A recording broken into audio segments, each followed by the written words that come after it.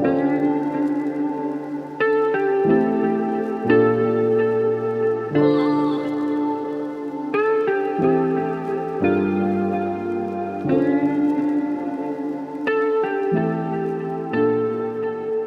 welcome to the Evolution Real Estate Podcast, where we stay up with the ever-changing modern real estate market. So my name is Justus. I am a loan officer. So if you are a first-time listener, I am the guy who helps you get a loan. And I'm accompanied by my good friend, Scott. Scott, introduce yourself. Hey, thanks, Justus. Hi, everybody. My name's Scott Ebel. I'm with Greater Midwest Realty, and I am a realtor in the Northern Metro area, and I'm the guy that helps you find a home. So that's who I am. Yeah, great. Yeah. So Scott, one thing we always break down that we now added to our kind of set list is a local market update. So I know you were going to kind of run through a few things with that. If I can go ahead and share my screen here, Justus, you see the screen? Yep. All right, perfect. What I want to start with is a weekly market activity report. This is put up by Minneapolis area realtors, and some pretty interesting facts and tidbits that are going on right now through October. In this particular report, it goes through the end of November. But some of what I wanted to read here is that they put out that consumer credit report has risen since the beginning of the pandemic, according to the FICO CEO, William Lansing. In a recent interview with MarketWatch, the average score across all segments have rose 8 points to 716, while consumers with scores below 600 saw a larger average increase, rising from 581 in April 2020 to 601 respectively today. So that's a big deal for credit scores. The pandemic related relief programs and decrease in consumer spending early in the pandemic are likely contributors to the improvement in the scores. What we've seen is that higher credit scores can offer home buyers more loan options as well as lower interest rates, which can increase affordability and purchasing power. So that's huge when we're talking about buyers' ability to purchase. Pretty interesting stuff. But so I'm going to move on to new listings. What we always like to look at is the inventory that's out there, new listings, pending sales, what homes that are on the market. But so starting off with an average of the last 3 months of new listings, here's what we're looking at through 11/20 of 21. Some interesting points here that I want to make is that as you can see, all the way from the beginning of August, there's been a decrease from year over past, or the last 3 months year over year. So current activity is in August, as you can see, was 1681, and then 1 year previous we were at 1814 for new listings. And as we progress, it seemed to be all the way up until the late October, just a couple of weeks ago, 3 weeks ago or so, that we finally had an uptick. And it was interesting. Justus and I were talking about the market, and in September, it was interesting to find what was going on in the market in September. It seemed like we had this rush through the end of school, or when school kind of let out, and then all of a sudden it dropped. And you'll see in some of these charts that I show in just a little bit of really what happened. It's kind of fun to look back, but this increase that finally caught up, that 6.7% increase in October, that reflects that directly. So and then not until just 2 weeks ago did we see another increase of new listings. So but we're still overall 3 month overall, we're down 6.7% from a year ago. So moving on to pending sales, you can kind of look at this of what this indicates and what this provides. Once again, it's the pending sales. Here's what I was just talking about, that if you look at 10/30 of 2021, it's up 1.7%, and then it kind of rose again, or another uptick in the end or middle of November, and then now just towards the end last week we had another little uptick, but it's still down. far as pending sales from a year ago. So pretty interesting. This graph here. So what we want to talk about now is obviously it's the winter markets is coming, or the winter months, and so this graph below down here indicates from here to here is 1 year, and you can see that the summer months is where we have the height of our pending sales or listings. So it's interesting, year after year, you can see that trend continues. But as we get into the winter months, it's pretty normal that we do tend to see less sales, pending sales, and closed sales. Inventory on home sales, however, this year right now, where we're at, rolling average, we are 13.1% down from a year ago on the rolling average. And if you look where we're at, current activity, we're at 7,042 for the month through October. And last year, 1 year previous, we were at 8332. So we are down just a little bit from inventory for home sales. But it's interesting. I think I skipped over one of these, but pending sales, going back to pending sales, you look at that, we're kind of seeing that uptick going back as we come into the end of the year. So a lot of those previous sales that were in the hopper are closing. But days on market, one thing for sellers to know that buyers that are out there, they're definitely closing quicker. As we can see in October, year after year, looking back in the past from 19, it was 46 days from offer to close. And now in 2021, October, we're down 22.9%, down to 27 days to closing. So that's quite a bit shorter time frame to get to closing. One thing that has continued to rise is the median sales price. As you can see, year after year, October 2019, the median sales price was 280,000, went up to 315 in 2020, and then again now, just as of this past October, we're all the way up to $340,000 for median sales price in the 13 metro county area. So it's pretty interesting to see how home prices, for anybody that's looking to sell, as you look at this graph even from 2012 all the way until now, look at the constant growth and appreciation. So pretty interesting to see. Percentage of home prices. This is always where sellers are netting or walking away. As you can see in October of 19, we were at about 98%. As of October this year, we're over 100%. So definitely contributes to multiple offers and some of the other things that we've seen throughout the summer and throughout this last couple of years. And then housing affordability index, another indicator of what's going on with the market for buyers. We're in October of 19, we're at 147. It dropped a little bit a year later in October of 2020. But then since, and this from October of last year to this year, it dropped quite a bit. So just another indicator of what's going on in the market. This is a big indicator of where we're at and kind of supply and demand, months of supply.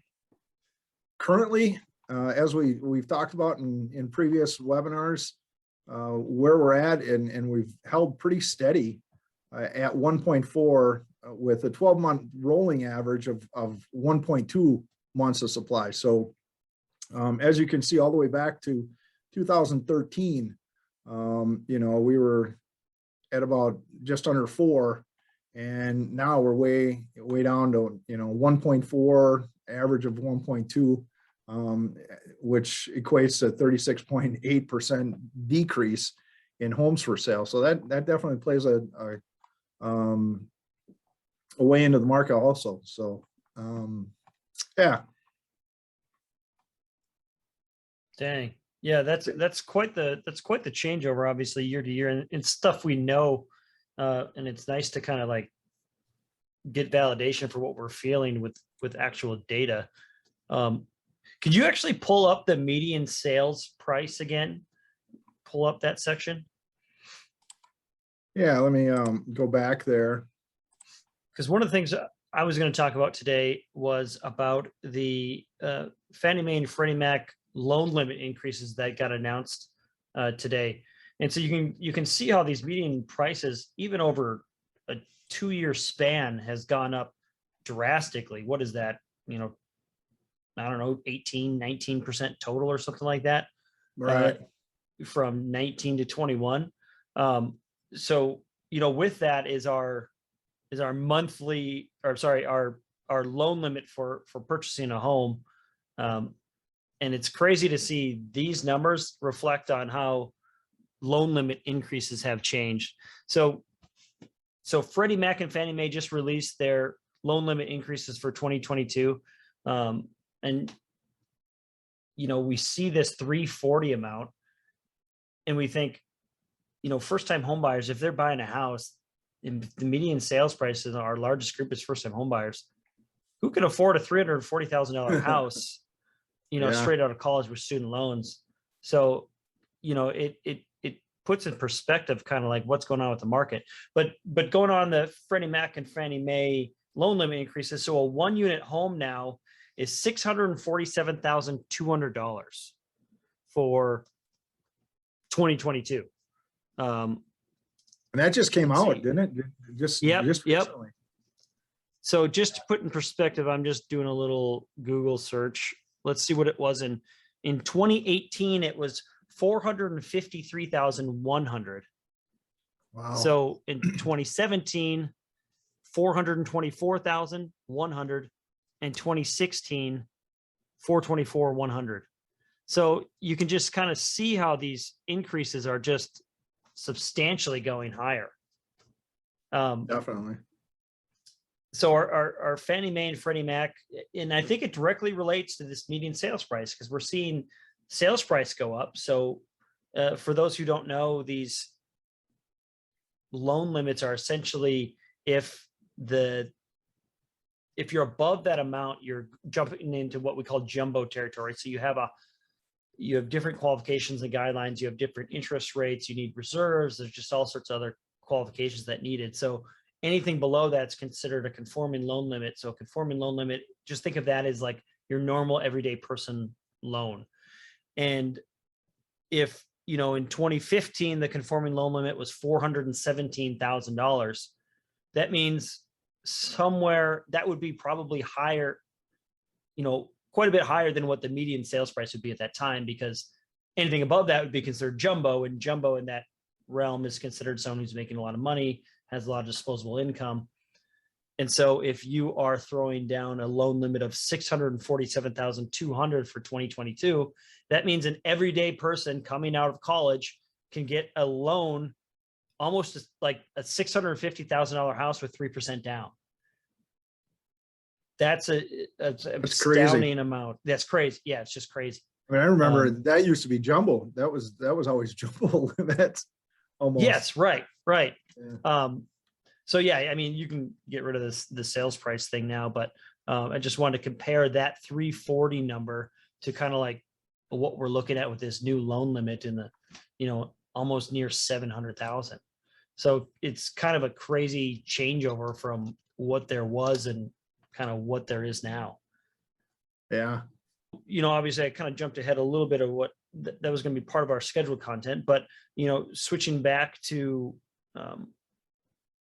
kind of, you know, we talked about the two interesting things that happened. I just want to touch on gift funds. So gift funds and how they work. So it just seems to be something you run into a lot, especially, you know, with these kind of loan limits. You're probably going to get first-time home buyers that are going to get money from their parents to help with the down payment, because 3% on a $600,000 house is a little different than 3% on like a $250,000 house. So if you're getting a gift, the biggest thing is just to, if you have clients or you're a first-time home buyer yourself, make sure really don't deposit. It makes it a lot simpler on the lending side if you just get that gift amount, know what it is, get it it needs to be from a family, a blood member, or someone like that. But know what the amount is, but don't transfer the money. Because then in our world, we end up getting a gift letter that just says the person who's giving it to you or the borrower says, hey, I'm giving it, there's no charge, it's free, you know, there's no buyback or anything like that. And then we just get a cashier's check. We make it to the title company because the title company in the transactions is kind of like the middleman between the buyer and seller. And so then that gift money goes to them and it gets applied to you know, the buyer's closing. So that's the easiest, cleanest way to do it. There's are other ways, but you know, if you can help it, just know what the amount is, know who's giving it to you, and we take care of it as part of the transaction. So that's kind of the one interesting thing I wanted to bring up today. Yeah, it's good information, especially for any buyer that's out there that needs help, you know, getting some assistance. It really is important how they get it and what they do with it. Yeah. There's no question. For sure. For sure. Yeah. You know, thinking or looking at the news, one of the interesting things that's happened recently, obviously the outcome or the how do you say, Omicron virus and the variant that the Omicron, the development of that one. Yeah, so it'd be interesting to see what that's going to do. You know, we look back at the numbers and everybody kind of hunkering down and not spending as much money, and really it was a good thing in some ways for a lot of people, because it slowed down. I don't know if it's really good for our economy, but slowed down spending and really kind of focused on their individual finances. But it'll be interesting to see what this new variant, as the coronavirus affected all of us, how that'll come into play and what that'll do as the months come. Be pretty interesting to see. Yeah, I mean, if we think back at like how the world was working in the mortgage side, I mean, I remember that March week, the second weekend or week in March, when everything kind of like, you heard it was coming, but you didn't know. And then all of a sudden, like, hey, you leave the office, we're shutting down early. And then it was like a freaking ghost town in the mortgage world and in realty. Like, no one knew what to do. We didn't know if we were essential. Everything kind of shut down. And I remember the week before, it was like, you kind of felt like the spring market was coming, which, you know, in Minnesota, it's dull, dead. And we'll talk about this later, but it's dull and dead until that spring thaw happens. The weather gets nice, and all of a sudden people are out and about looking at houses, and all of a sudden it just kind of like booms. And you could kind of feel that coming. And then coronavirus hit and it died. everything died. Right. But with it, then all of a sudden became, the rates just got crazy. I mean, every day, it was even to the point where like I'd be on a phone with a client talking through refi, and hang up with the client. I already quoted him a rate, go back to my rate sheet, reprice it, and that rate was gone. I mean, it was insane. The rates were going all over the place. And so, you know, but then after that, you know, it did its thing. And then after that, it just kind of, everything went down. All the rates went down, and, you know, we're hitting those historical rates that everyone's used to now, and they think it's normal, but they were actually all historical rates. So now we're, you know, kind of coming back up. Let's see, Freddie Mac today, average Freddie Mac 30-year 3.1 with almost a full point, 3.1%, almost a full point. 15 years up to like 2.42% with almost a point. So obviously phenomenal interest rates, but different than what there was. So yeah, it'll be interesting to see if this thing takes over, or if it's going to be like the Delta variant, where it became a nuisance, but it didn't like really affect our world that much.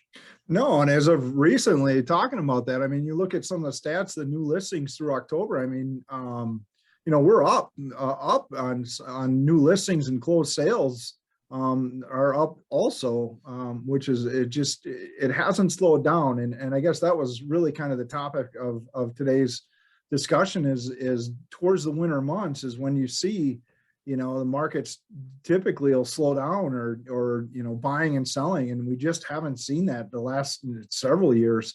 Seems like it just kind of cruised through, you know, during those summer months, or March through May, June, and then it picked right back up, and everybody was kind of scrambling to find somewhere to go and to stay and to reestablish. So, but it really has not slowed down. It's funny because the inventory as far as listings is down, but closed sales is up, and Hmm. so we'll definitely track it and watch it as we progress and see.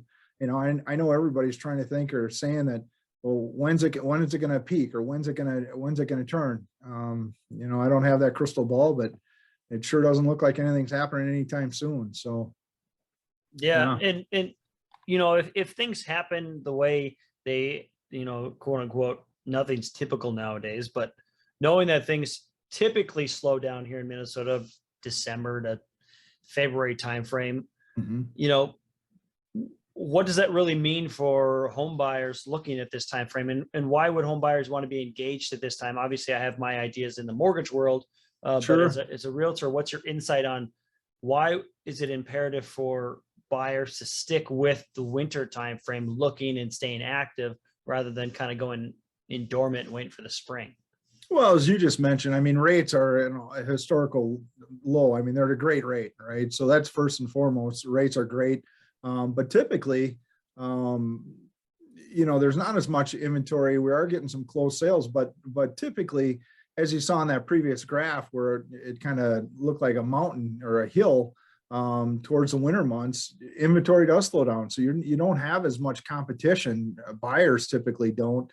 And one thing that I have been seeing is that if a property does not sell, right away, and or what might happen is a buyer decides, oh, I'm not going to move forward, and the property comes back out onto the market, and or for whatever reason, if a property's been on the market and then comes back on the market, or stays on the market for longer than what that average is of 27 days, and buyers are still out there looking at this time frame, they have an opportunity to be able to get back in there and do some negotiating, because now the sellers really are in a position, or at least it seems like they're feeling like they're in a position that, hey, they want to still move forward, but there's not as, it's been overlooked one time, and now becomes somewhat of an opportunity for the buyers to be able to negotiate out, even getting a home inspection performed, or put that into the purchase agreement, or add that in, and or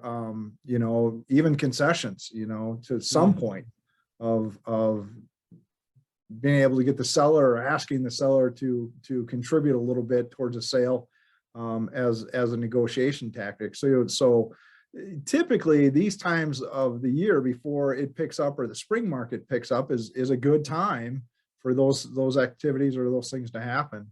Yeah, I mean, I would agree. And typically in the mortgage world, rates tend to get very slightly better during these low time frames. So they happen anytime there's like that slowdown. So we typically say in the real estate world, there's a slowdown, December to March, or essentially when the thaw is. There's a slowdown around July 4th, in that time frame, where the 4th, and people are like, hey, I don't want to think about a house. I want to go celebrate on a lake, that kind of Right. stuff. And then after the school year starts, there's typically a slowdown. And that's typically, if you look at the rate charts, it's kind of interesting how that's usually when there's dips in rates at those timeframes. So, granted, we're at all-time lows and things are creeping upward, but that you might be able to even get a rate deal at some point in these timeframes if you just kind of like stick with it. Obviously, you have less competition and less inventory, but you could find yourself kind of a diamond in the rough. And I'm definitely agreeing with you on the seller paid concession side. I've got way more contracts now in the last month with seller pays than I did even in the last year. So it's kind of interesting how that's kind of turning a little bit too right now, which means is a softening in the market, because buyers are getting a little bit more of an advantage with the sellers in negotiating. Yeah, that's great to hear. That's super good to hear, especially for Yeah. buyers anyway. Yeah. Yeah. So, Scott, you got anything more to add? I think we covered it as far as what's going on in the market right now. No, I just want to thank everybody for viewing, and if you would go ahead and hit that like button, and so we can continue to bring you more content and updated stats as far as the Twin City market. Yeah, we'll keep bringing this to you. Yeah, if you have feedback or want some more things to be seen on here, just let us know. But otherwise, thanks for listening and watching to the Evolution Real Estate Podcast, where the evolution never stops.